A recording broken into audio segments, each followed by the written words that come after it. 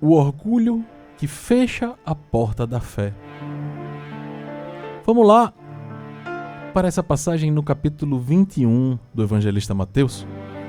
E vamos para o verso 23. Acompanha na tua Bíblia, crente. É importante que você acompanhe na sua Bíblia, que nós possamos entender esse contexto, essa história abençoada e esses ensinamentos que Cristo ensina para a gente através da sua palavra.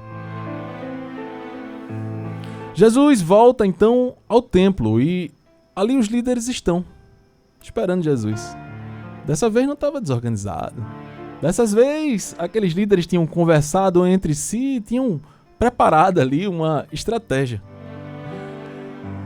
Aí eles vêm com uma pergunta que parece, na superfície, até uma pergunta razoável, a gente pode dizer. Mateus capítulo 21, no verso 23. Acompanhe na tua Bíblia. E quando entrou no templo, os principais sacerdotes e anciãos do povo vieram a ele enquanto ensinava e disseram: com que autoridade fazes essas coisas? E quem te deu essa autoridade? Parece uma pergunta comum, né? Afinal, Jesus, dentro do sistema religioso deles, quem era Jesus? Eles não criam em Jesus como nós cremos.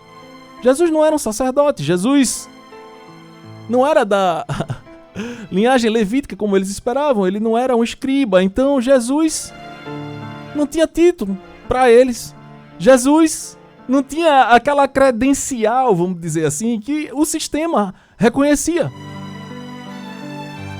Então, esse homem, Jesus, estava ali ensinando multidões. Esse homem que tinha virado a mesa do templo, recriminado aqueles que estavam fazendo comércio dentro do templo e estava ganhando ali um reconhecimento diante do povo, Jesus, né? E tudo que Jesus estava fazendo, aqueles homens ficavam enciumados. Começavam a observar Jesus. Ele está ganhando público, ó. Ele está ganhando devoção do povo, ó. O povo está observando o que ele está fazendo. Então, para eles, para aqueles sacerdotes, Jesus era uma ameaça, irmão. Eles tinham passado a vida inteira construindo posição, a vida inteira procurando poder dentro daquela instituição religiosa. Então aqueles homens, eles estudavam por décadas e décadas e eles vinham acumulando o respeito do povo. E aí, do nada vem uma pessoa que não jogava o jogo deles, que não tinha as regras deles, então eles vão lá questionar. Vão lá questionar Jesus. Mas Jesus percebe na hora. Porque a pergunta deles, meu irmão, era sempre para querer pegar Jesus de uma situação que eles pudessem acusar Jesus. Então era uma pergunta feita para prender Jesus. Uma pergunta feita para acusar Jesus e não para aprender de fato, como a gente ou outras pessoas podiam imaginar. Bom, mas Jesus percebe. Jesus percebe isso fácil. E Jesus responde eles com outra pergunta. Veja. Verso 24, Mateus capítulo 21, verso 24. E respondeu-lhe Jesus: também eu vos farei uma pergunta. E se me responderes a ela, também eu vos direi com que autoridade faço essas coisas. O batismo de João, de onde era? Do céu ou dos homens?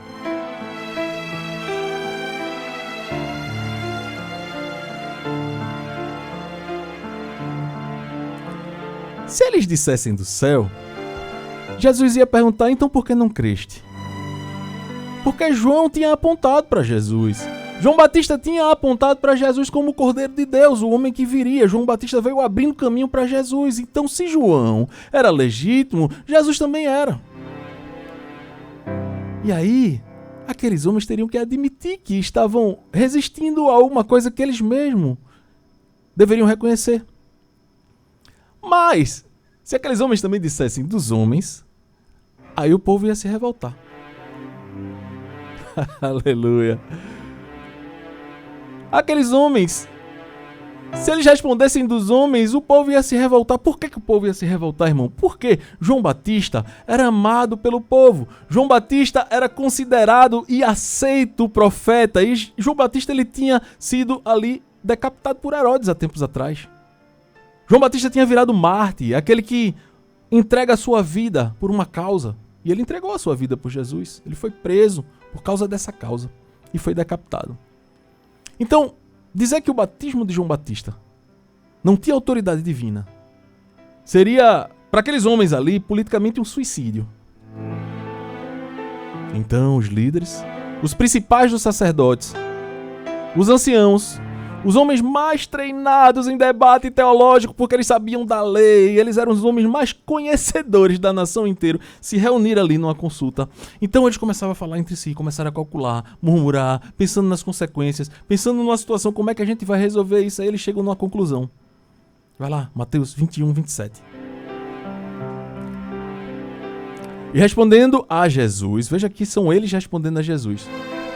Aí eles dizem, não sabemos. Não sabemos.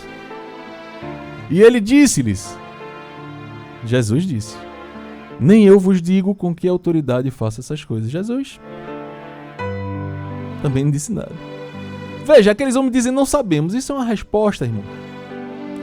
Isso é uma resposta, não porque seja resposta ignorante, pelo contrário, é uma resposta de quem sabe e escolhe fingir que não sabe. Eles sabiam. Eles sabiam que Jesus era filho de Deus. Eles sabiam que Jesus era, mas eles não queriam acreditar. E eles também sabiam sobre João. Eles tinham analisado João, eles tinham debatido João.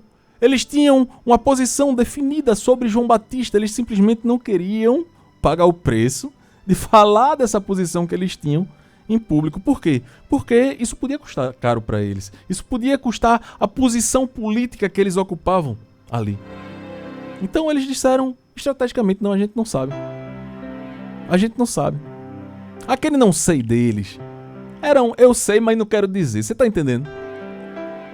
Era como se eles dissessem, eu não quero dizer. Aí eles disseram, não sei. Não vou dizer, porque se disser eu posso me complicar. É como se eles estivessem dizendo isso. Você conhece alguém assim? Você conhece alguém que conversa sobre Deus, sobre fé, sobre Jesus, mas no meio dessa conversa ele diz, não é bem assim não, eu não sei. Ah, isso é muito complexo, não dá para saber com certeza não. Não, cada um tem sua verdade. Aí quando você vai conversando, você percebe que não é uma dúvida de verdade, é feito esses sacerdotes aí que estavam falando. É estratégia. É estratégia para manter uma distância daquilo que é verdade, para não assumir um compromisso com Deus, com Jesus, de saber a verdade, de aceitar aquela verdade, de falar que sabe daquela verdade, sem mudar. Tem gente por aí. Ei, irmão, como tem gente. E como tem gente. Eu conheço um homem que discutia teologia com qualquer pastor. Lia livro de filosofia, religião, tinha argumento para tudo. Parecia buscar as perguntas e as respostas certas para tudo. Anos depois, esse homem vem e fala: eu nunca quis a resposta. Eu queria a discussão. Porque enquanto eu discutia, eu não tinha que decidir. E enquanto eu não decidia, eu não tinha que mudar. É como se ele estivesse querendo contar uma verdade para ele mesmo. Não, eu não preciso aceitar essa verdade. E se eu não aceito essa verdade, então eu não preciso mudar. Eu posso continuar do jeito que eu dou e tá tudo certo.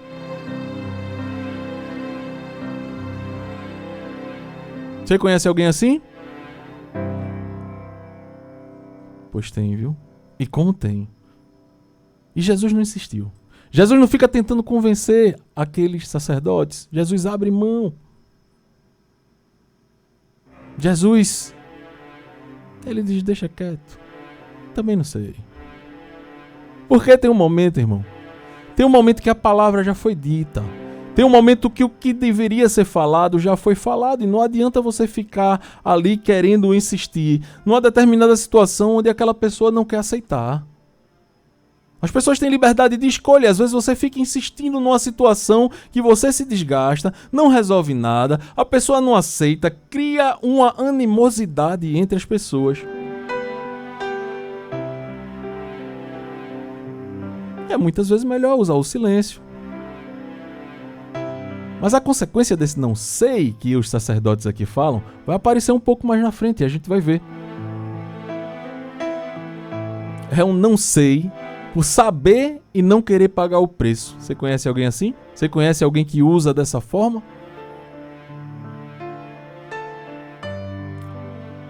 É como se não tivesse disposição, sabe? Disposição para mudar. Disposição para aceitar a verdade e se mudar diante dessa verdade. Como tem gente? Vamos entender. Ai, ai. Jesus. Jesus, como entender mais de Ti? Obrigado, Senhor. Obrigado pelos entendimentos que temos aqui. Obrigado, Deus, por essa revelação através da Tua palavra de como devemos proceder, Senhor. E como Te mostras tão sábio para nós, desde aquela época. Obrigado, Senhor, em nome de Jesus.